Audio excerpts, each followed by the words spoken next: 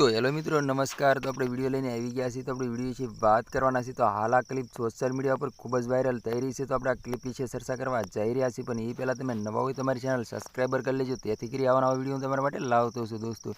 તો દોસ્તો તમને ખબર જ હશે કે માયરા સોયાનું અવસાન થયા બાદ સોશિયલ મીડિયા પર ખૂબ જ વિડીયો વાયરલ થઈ રહ્યા છે। ત્યારે હાલ એમ કહેવાય છે કે જયેશ સોઢા રણુજા દર્શન કરવા માટે પગપાળા ચાલીને ગયા હતા દોસ્તો। હાલ આ સોશિયલ મીડિયા પર ખૂબ જ આ ક્લિપ વાયરલ થઈ રહી છે દોસ્તો।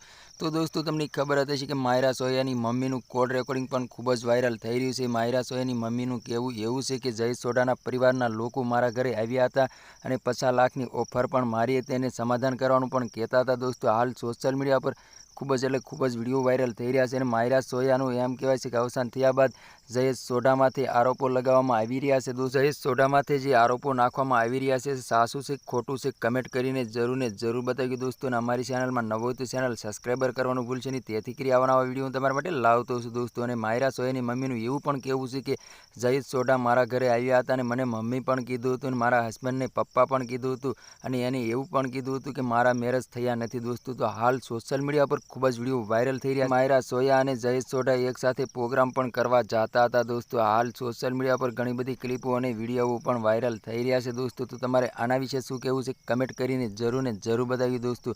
અને અમારી ચેનલમાં નવો હોય તો ચેનલ સબસ્ક્રાઈબર કરવાનું ભૂલશે નહીં, તેથી કરી આવા નવા વિડીયો તમારા માટે લાવતો છું દોસ્તો।